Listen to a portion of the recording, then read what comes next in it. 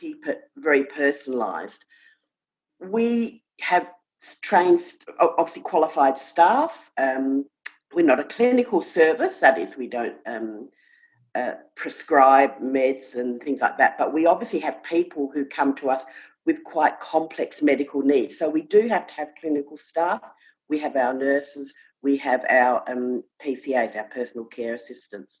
But we also use trained volunteers, and we've developed a training course so that they are prepared for whatever volunteer role they come into in Fernlea. And when we're talking day respite, we have our guest services volunteers and our Reiki practitioners and Reiki masters. So because we use a mix of staff and volunteers, we're often able to deliver almost one-on-one care and really focus on the person and the people that are with us on that day.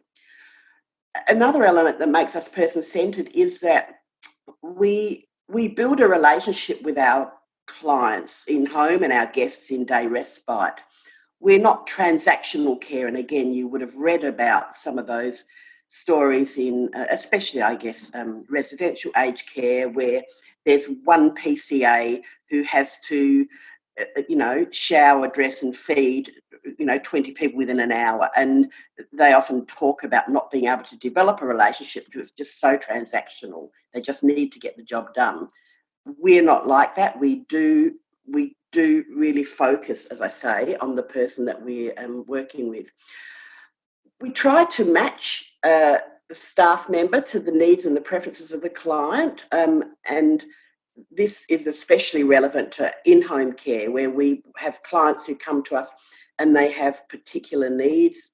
We have some younger, we have a younger male client, and he particularly wanted a male carer, and so we sent 2 or 3 people to the home so that he could choose the carer that suited him. And we try to do that. We need that client to be happy. And so we will go to that extra length, I guess. We also try to maintain continuity of carers. So, for example, if someone is in day respite and they have a staff member or someone there who they particularly like, we can oftentimes have that same carer look after them if they move into in-home services as well. So we try to keep that continuity of carer going. And we also look after the carer, and I'll talk more about that, and obviously Pamela will talk about that. But we do that because while our focus is on the person that comes to us with the condition, with dementia, cancer or whatever, we know that if the carer isn't travelling well, then no one's travelling well. So that's a really important foundational piece of work that we do. As well as being person-centred, our model of care is holistic. So we don't focus on the person's illness. In fact, often we won't even talk to them about their illness. Our focus is on them as a whole person and improving their quality of life. And we do that through various things. So we obviously have activities, and there's a mix of group activities and individual activities that are... Can everyone hear me okay?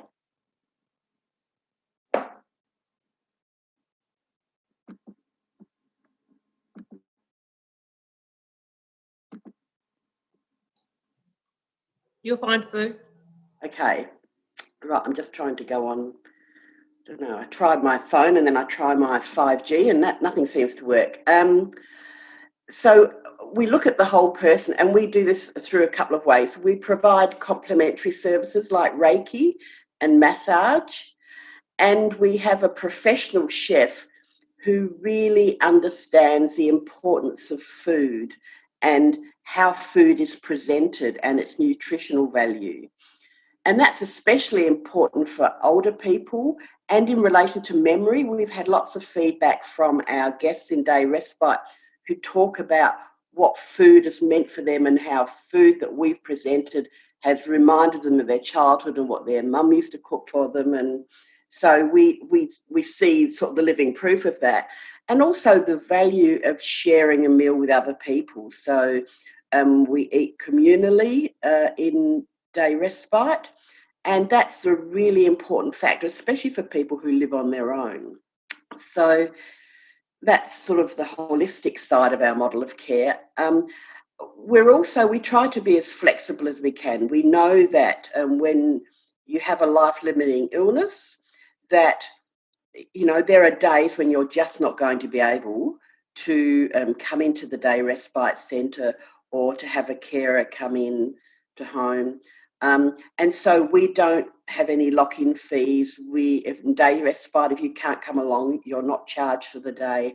And in in-home care, you can stop and start services when you need to, and there won't be any financial penalty for that. And that's in recognition of the fact that, yes, I think people are quite widely financially disadvantaged when they're not well, and I guess we don't want to add to that. So that's the business model that we have chosen, is not to charge those lock-in fees. And finally, in relation to our model of care, we are a grassroots organisation. We are immersed in our local communities in which we work. Our volunteers come from those local communities. We are supported by and we support other community organisations. So Rotary supports us, Men's Shed, U3A. We've been invited this year to be part of our local Christmas Carols event, which will be a virtual event. And in Berwick, we have a relationship with St John of God. So our organisation isn't just a commercial entity. In fact, we're not commercial at all in terms of day respite, but we want to be an integral part of our local communities, and that's really important. And that's why we find that word of mouth, because of that local community work we do, is really important in people reaching out to us. In relation to our current services, well, I think a lot of you know already about some of those. So this model of care, we live that and deliver it through our services.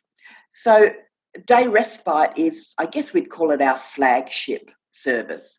It's the service we first started out with. Day respite has many benefits for the guest. And the guest is what we call the person who comes to our day respite service, because we do look at them as guests in our own home. But our service also has many benefits for the carer, and that was the original intention of the day respite funding, that it is a service aimed at giving the carer a break. We know from research, I know Grattan Institute did a set of research some years ago, that a large number of people say they want to age and to die at home. I think the numbers were mid-70s, 70 to 80% of people who've said that would be their wish. But the reality is that less than 20%, in fact, I think significantly less than 20%, actually get to do that. They end up having to go into something like aged care, to a residential service. So the government's response to this wish of people to age and die at home was to provide home care packages, so that there is an alternative to going into residential aged care. You can purchase in services to bring the care into your own home while you're able to do that. And the second thing they did was to provide funding called CHSP, so Commonwealth Home Support Program funding, to community services like us, like Fernlea's centre-based day respite. And so community services like us out in the community, not just in home care, are really important because they work hand in hand with home care. They're an adjunct service, and what they provide, so people will often have purchase in-home care into their own home, but they'll choose to, for their loved one, to go to a centre like ours a day a week or something like that. And that's so that we can provide a different but a safe environment for that guest away from their home. So it's a bit of variety for them. It also provides the carer with a real break. So it can be a time, as Tanya says, that they just do nothing. They just, have some time to themselves and they just sit there and stare at the walls. They may read, they may whatever, or they can take that time to run errands and appointments. But moving, that offer of service outside of the home while you're choosing to do home care is really important as an alternative and as a support to home care. Our day respite services are in Emerald and in Berwick, and we do hope to have some exciting news soon about a potential expansion, but we will let you know more about that when we've sort of tied all that up. In 2015-16, our funding from the government, so our CHSP, our day respite, is funded by the government in part. That changed from coming from the Department of Health to coming from through as aged care funding, and that made two changes. That meant that the person with the condition, so the person, for example, who has dementia, is now the client, whereas before the carer was the client.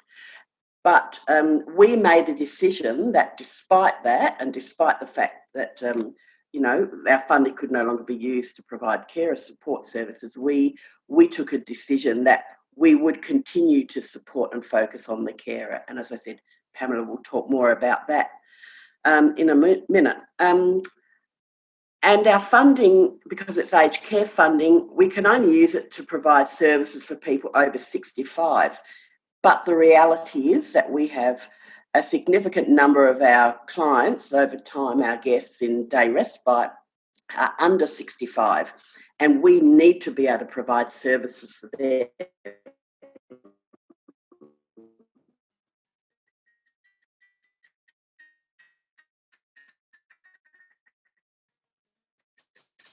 So we had to charge full recovery costs. The fees would be, so yes, we really want to be able to provide that service still for younger people under 65. So that meant that we had to then develop some income streams for ourselves. And one of those income streams that we developed some years ago now was our in-home care service. So that is not a government funded service. That is a commercial business that we have set up. We prefer to call it, though, a social enterprise, because while it is intended to generate us income, we plough every cent back into Fernlea so that we can continue to provide services at a reasonable fee to younger people.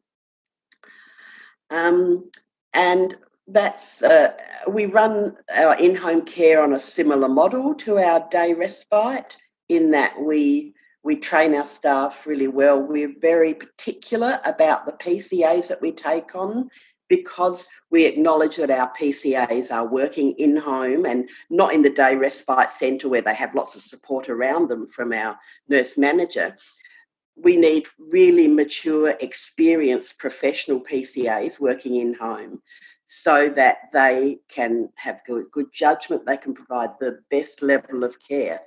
So we're really proud of our in-home care service and our model of care that we deliver through that. We do have an opportunity at the moment. So a couple of years ago, we were able to secure some state government funding through DHHS. And what I did was I put aside some of that money to provide an in-home care subsidy. So that means that, and obviously being state government money, there are some conditions attached to it, but basically if you or someone you are looking after and caring for has a palliative illness and you don't have a home care package yet, then you can approach us and we can provide in-home care at a highly subsidised rate. In-home care, if you don't go through a funded service, is very expensive. You pay normal commercial rates of around about, I don't know, $50 an hour or something like that. But we do have some state money. It's only available until the end of this financial year, so to end of June next year. But we wanted to let our carers know about that, so that if that is you or someone you know about, then please talk to our nurse manager, and we would definitely be happy to consider that. So, as I said, the conditions are that the person has to have a palliative illness, because it's palliative funding, and they not have a home care package. So it may be that you haven't applied for a home care package yet, or maybe you have applied and the money hasn't come through. And from what we read in the media, we know that it can be up to a 2-year wait from when you're assessed until when the money comes through. So if that is you, or if you're just not sure, please talk to our nurse manager, and we would definitely like to get that money out into the community to support people in their role as carer. I was really pleased to see Tanya in her talk about carer support groups, and we have been working over the last year or so to develop a carer support group. That is funded by the state funding money that we got, the grant. It's ready to go. We've spent a lot of time developing it and the principles around it, and doing research to see what was needed, including surveying carers. And that is absolutely ready to go. We've got the premises. We just need to get out of this COVID-19 situation so that we can actually open. But that will be a group. It'll be a facilitated group. But the aim is that the carers themselves will own that group and say what they need from the group. Eventually they can run it themselves if that's what they choose to do. So it'll, as I say, be very much owned by the carers, but this is another one of the continuum of services that we want to provide for our guests and our clients and their carers. The second future service we have, it's not actually a service, it's probably more of a resource. It is a book that we will be writing, or will have written for us. It's called, its working title is The Last Taboo, A Practical Guide to Dying. Now, it may not end up staying that title. We have put it out to tender for authors to give us their take on what the book could look like, and we're currently shortlisting those authors.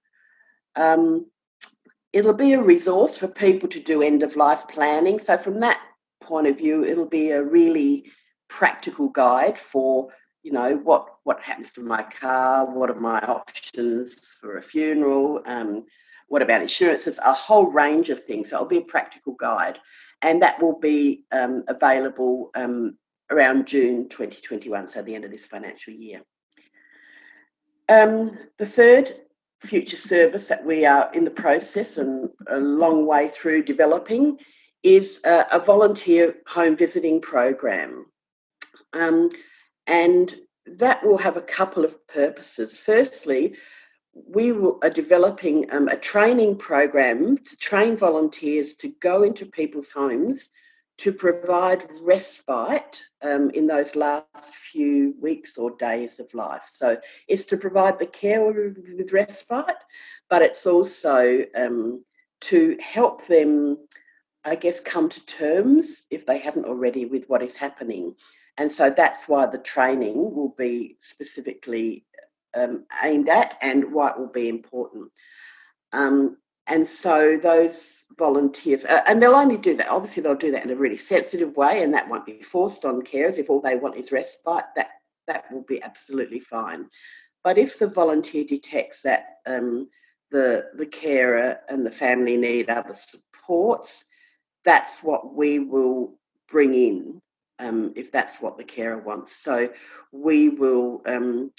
the carer may want to use the Last Taboo book to do some end-of-life planning. And they may also want to take advantage of the fourth new service that we're looking at offering. Again, it's probably more of a resource, and that will be a memoirs program. And the memoirs program will be, it'll be delivered by volunteers who have done specific training, but it will take the people with a life-living illness through the process of developing a memoir of their choosing to leave as a legacy. We're still developing that program, but the way we're looking at it is that it can offer a range of memoir options depending on the person's interests and their choice, including they may want to put together a photo album. They may want to make a video. They might want to write a letter to their family or a family member. They might want to do a painting or a drawing, write a poem, or develop a memoir based on their life or an event or something like that. Or they may want to write the eulogy. So there will be a range of things on offer, but I guess it's a way of helping people on that end of life journey. So that is that's the range of services that we offer now and that we're planning to offer into the future. Absolutely happy. I can answer any questions now, but we could leave it to Q&A at the end. But I hope that's really given you a snapshot of Fernlea, for those of you that don't know Fernlea so well at the moment, but also the sorts of services that we can provide you. Thanks very much, Sue. Lots of good information out there for carers. So jump online. We put regular posts up on our website and also through our social pages. So we do try and keep people up to date with what we're doing at Fernlea. But there is, you can see there's some great information and resources out there. I'd like to pass over to Pamela. So Pamela is our head nurse at Fernlea Community Care in Emerald. And Pamela is going to share the importance of carers' plans. And these are something we do in addition to our guest plans. So Pamela's going to take you through that. And I think we're then going to hear from Libby and Marianne and Marcus some carer stories. So thank you, Pamela. Thank you very much, team. I'm going to make this brief because I can see we're going to well and truly run over time. I think Sue has covered off most of the reasoning, and even in Tanya Daniels' Tracy earlier, where she had the PowerPoint presentation about the very, very important people that are the carers. You guys are actually like an ambassador for us, because if we don't look after you, then we won't hear good things down the line. And I know that a lot of our work, as Sue pointed